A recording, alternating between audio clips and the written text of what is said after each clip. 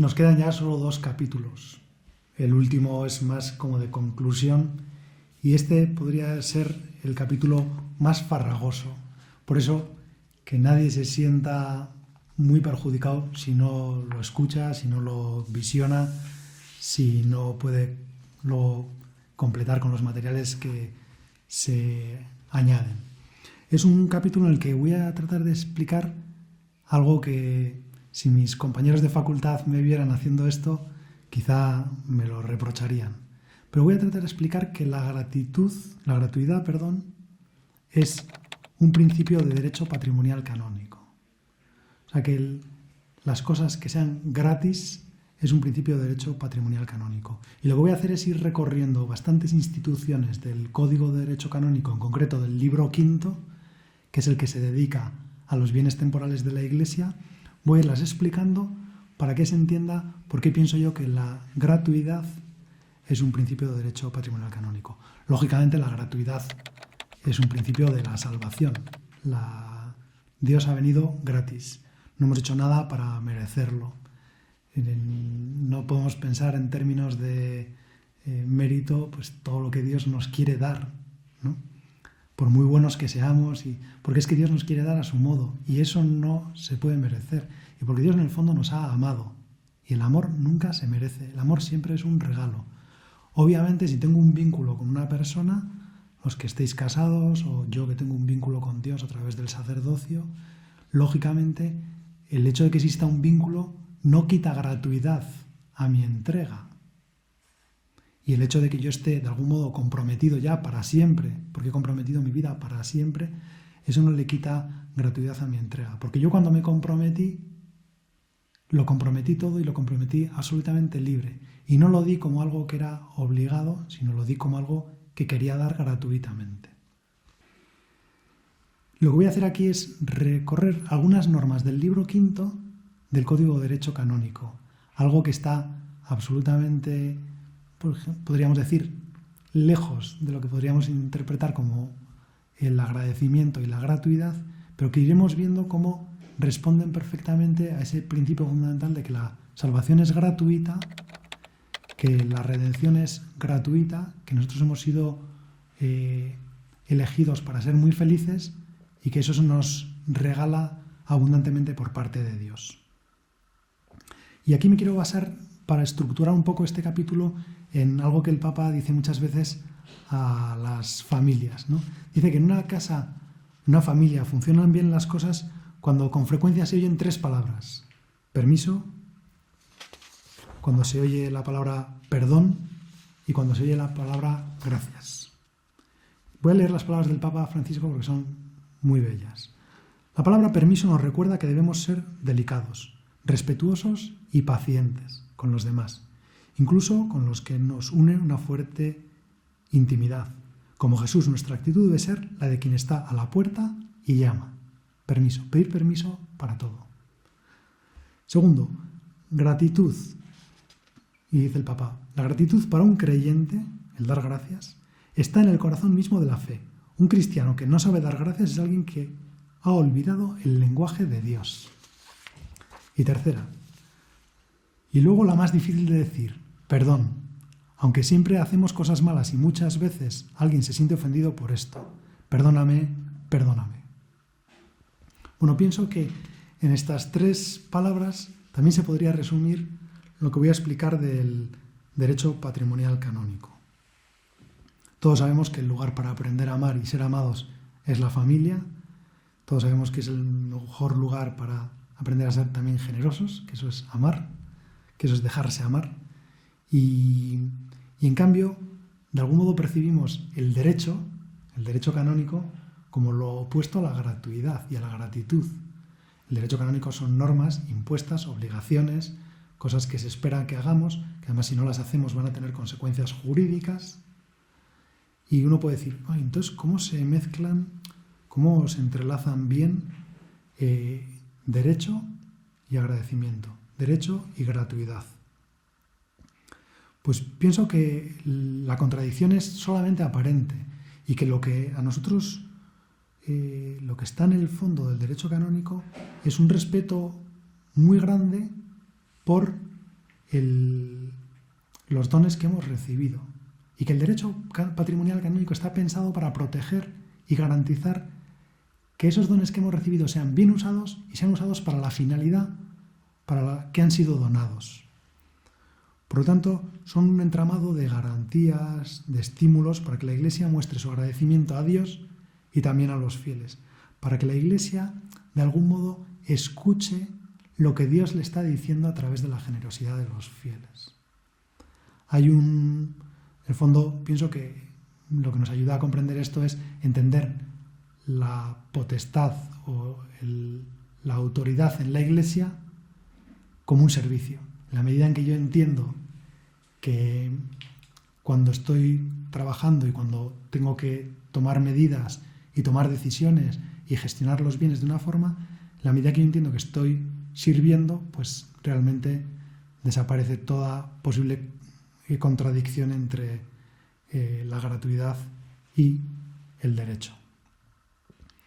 El Papa Benedicto, en Caritas in Veritate, en el número 34, dice una cosa muy bonita. Dice: la lógica del don no excluye la justicia ni se justapone a ella como un añadido externo en un segundo momento. No le puedo dar a alguien algo regalado si no le estoy dando lo que es suyo. Primero tendré que darle lo suyo y luego regalarle. Bueno, pues de algún modo esto es lo que trata de hacer el libro quinto. Ser muy cuidadosa de lo que es lo suyo de los demás, de los agentes, de los fieles, de los agentes económicos dentro de la Iglesia, para poder también ir a ese punto más allá de lo obligatorio, de lo necesario, que es el don. En primer lugar voy a estudiar cuáles son los pilares del derecho patrimonial canónico y a partir de ahí estudiaré algunas consecuencias prácticas. Lo primero es que, sin querer, el derecho patrimonial canónico se ha interpretado siempre, y esto ha sucedido tradicionalmente, de una forma muy reductiva. El sostenimiento de la Iglesia se ha pensado que era solo una cuestión económica, se ha pensado que era una cuestión que solo afectaba a los laicos y que éramos los sacerdotes o los consagrados los que teníamos que pedir a los laicos que fueran más generosos, y se ha considerado que es una cosa que afecta, como si dijéramos, a momentos muy concretos, ¿no? Y por otro lado se ha considerado siempre que era un deber.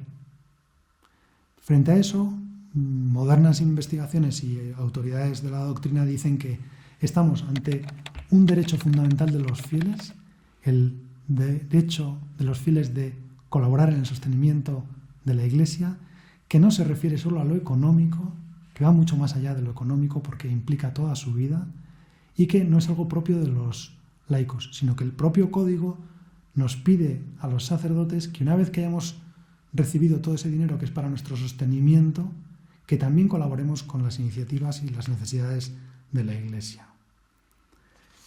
En el fondo, comprender que todos los fieles son parte de la misión de la Iglesia, que todos ellos tienen una combinación de dones y talentos que son únicos y que Dios me los está, yo a lo mejor como párroco podría pensar, Dios me está regalando las piedras vivas para construir la Iglesia. Yo lo único que tengo que hacer es ponerlas en su lugar, ayudarles, hacerlas muy fecundas, pero son las piedras vivas. Esto es la verdadera Iglesia. Y entender que son absolutamente corresponsables de la misión de la Iglesia. De aquí nace el haber utilizado corresponsabilidad como esa palabra para traducir stewardship. Bueno, pues pienso que esto nos ayuda un montón. Primero, entender que estamos ante un derecho que corresponde a todos los fieles y que no es solo relativo a lo económico. En segundo lugar, hay un principio fundamental en derecho patrimonial canónico que a mí me encanta, que es el respeto exquisito de la voluntad del donante. El Código de Derecho Canónico concede una fuerza de ley a lo que el donante ha dicho cuando da una ofrenda. Yo quiero que esto sea para tal cosa. En el momento en que la Iglesia acepta esa donación y acepta, por lo tanto, esa condición, esa voluntad, eso se convierte en ley suprema. De manera que para cambiar eso tienen que darse unas circunstancias y hay unas garantías en el derecho canónico absolutamente, podríamos decir, desproporcionadas, porque imaginaros que el don fuera muy pequeño Pues para hasta dones muy pequeños, cuando se quiere cambiar esa voluntad, la Iglesia exige autorizaciones de la Santa Sede. Cuando las autorizaciones habituales hay que recurrir a la Santa Sede, cuando en España, por ejemplo, se superan el 1,5 millones de euros en una operación, pues hay que pedir permiso también a la Santa Sede, a la Curia Romana. Bueno, pues en dones muy pequeños que tuvieron una finalidad muy concreta, si queremos variar esa finalidad, también hay que pedir permiso. Por lo tanto, las oblaciones hechas por los fieles son absolutamente algo sagrado. Hay otro principio que es que no se pueden rechazar donaciones sin pedir permiso al obispo. ¿Por qué? Porque rechazar una donación implica en el fondo poner un freno a los dones de la gente, poner un freno a la generosidad de Dios que actúa y sostiene a la Iglesia a través de la mediación libre de ese fiel. Obviamente hay circunstancias en las que tenemos que decir que no a un don. Si sabemos que todo el dinero que quiere hacer una ofrenda a una persona es producto de unas actividades ilícitas como el narcotráfico, tendremos que decir que no. Pero necesitamos la autorización del obispo, porque rechazar un don es algo absolutamente, como si dijéramos, contrario a la naturaleza de la Iglesia y que puede hacer mucho daño a esa persona y también puede hacer mucho daño a esa propia parroquia, porque si no somos capaces de recibir todo lo que Dios nos quiere dar, pues estamos en un aprieto. Voy a ir pasando ahora por algunas instituciones muy concretas. La primera que me encanta es la rendición de cuentas y la transparencia. En latín, esto es precioso, rendición de cuentas se dice redere. Si lo analizamos etimológicamente, si lo partimos, redere viene de re-dare. Rendir cuentas, de algún modo, es devolver, volver a dar los bienes que nos han sido entregados. No entregamos el bien en sí mismo, sino la explicación, el relato de lo que hemos hecho con esos bienes. Por eso la transparencia es una forma de agradecimiento impresionante. Cuando una parroquia es muy transparente, cuando cuenta en qué ha utilizado los bienes, cómo los ha puesto al servicio de la Iglesia, cuando cuenta también las cosas que no le han salido bien, y cuando es transparente también con lo que se llama la transparencia de la fragilidad, entonces la generosidad se multiplica, porque la transparencia, el rendir cuentas, de algún modo es una forma de agradecimiento. Ya hemos visto que el agradecimiento es lo que más genera nuevos dones. Por otro lado, el Código de Derecho Canónico nos pide que cumplamos todas las leyes, ya sean las voluntades de los donantes, las voluntades de la autoridad eclesiástica,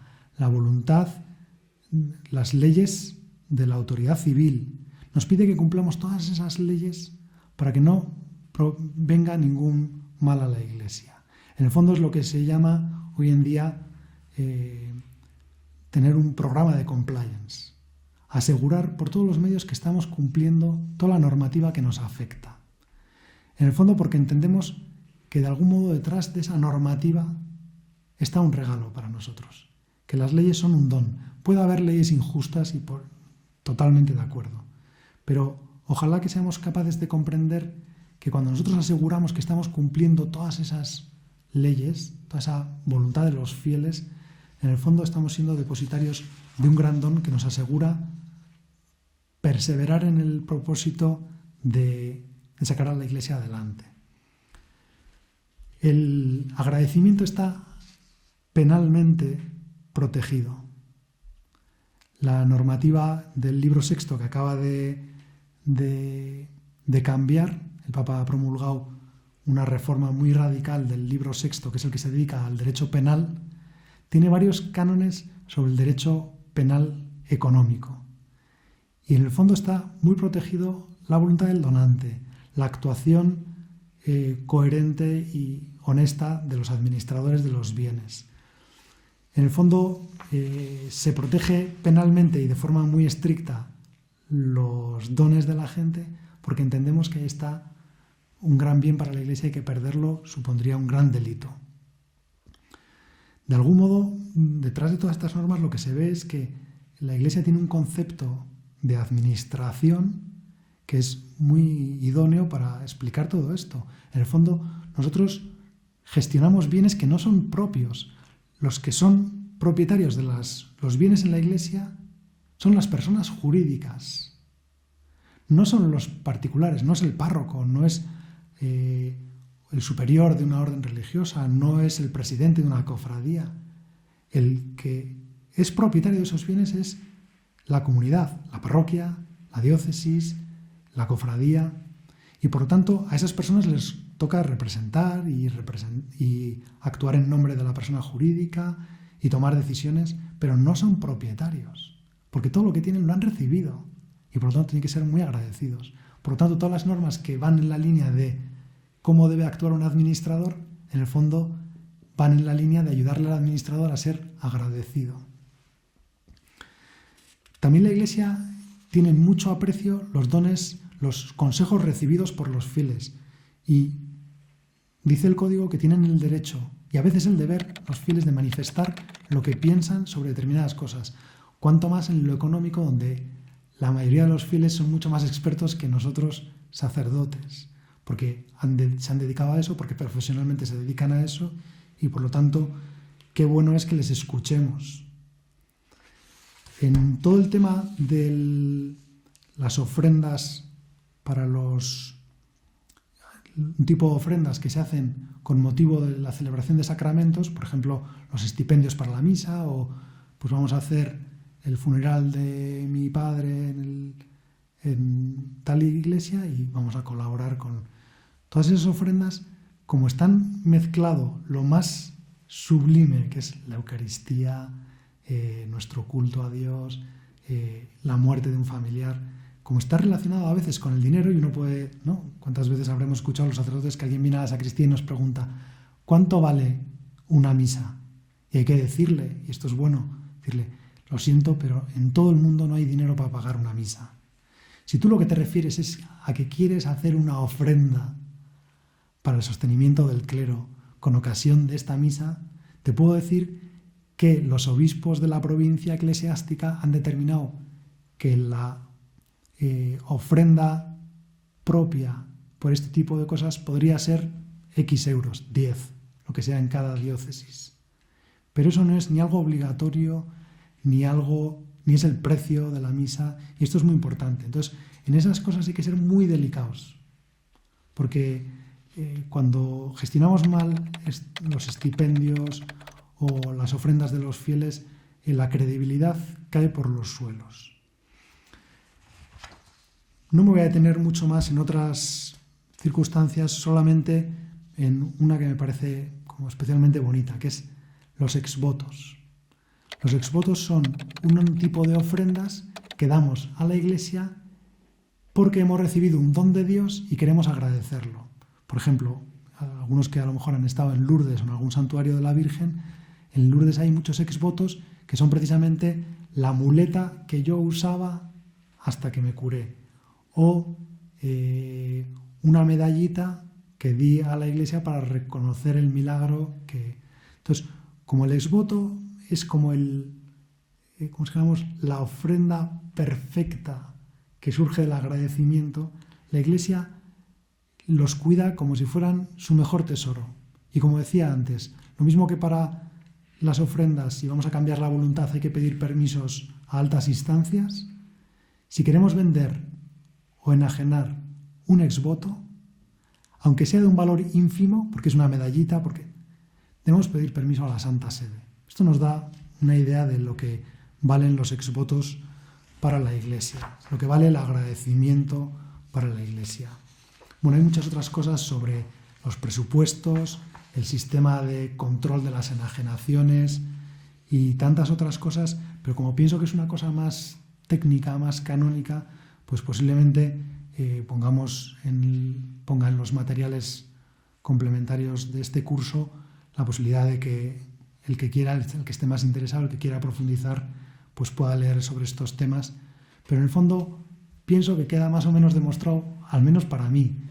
Entiendo que puede haber otros expertos en derecho patrimonial canónico que no lo piensen, pero para mí queda demostradísimo que la Iglesia, en su derecho patrimonial canónico, en las normas sobre cómo gestionar, adquirir y administrar y enajenar los bienes eclesiásticos, la Iglesia tiene en la cabeza que no es propietaria, que tiene que estar agradecida, que esos bienes tienen una finalidad y que la opinión de los fieles tiene una importancia extrema y que tiene que ser muy agradecida. Esto ya lo he dicho, pero que tiene que rendir cuentas. Que precisamente porque no es propietaria, rinde cuentas al verdadero propietario, que es la comunidad, que es la parroquia, que es la diócesis, pero incluso el código va más allá y dice que tiene que rendir cuentas a todos los fieles. Yo pienso que hay una cosa que cada vez se está dando más en las organizaciones sin ánimo de lucro, que es la downward accountability,